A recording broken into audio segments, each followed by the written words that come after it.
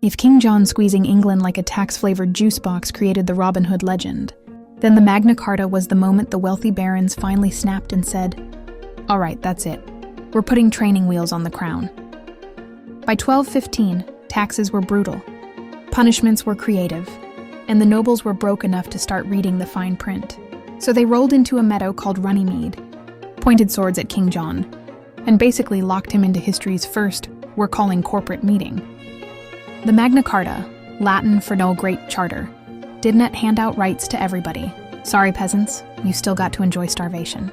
But it was the first major document to say even the king has to follow the law. That may sound obvious today, but back then it was revolutionary.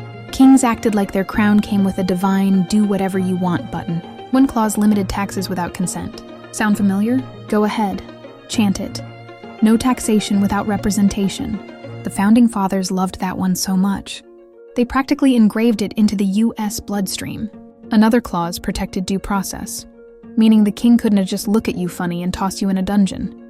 Today, that idea lives on in trial by jury, Miranda rights, habeas corpus, and lawyers who charge $400 an hour for saying big Latin words. When America wrote the Declaration of Independence and the U.S. Constitution, they didn't start from scratch. They borrowed principles straight from the Magna Carta's angry baron wish list, limits on government power, accountability, and legal rights.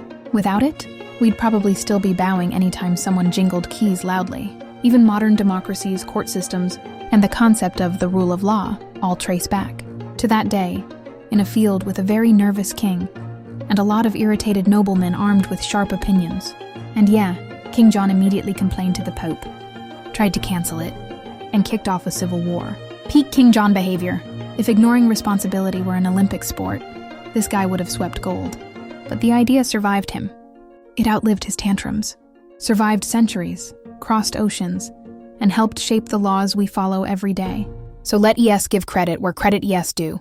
The Magna Carta is the medieval fossil fuel powering modern liberty, even if its original author signed it with the enthusiasm of a kid cleaning his room after threats. If you enjoyed this trip down the rabbit hole, don't forget to like, share, and subscribe to Smart History for Dumb Times. And if you feel like fueling more historical deep dives, the link to buy me a coffee is in my bio.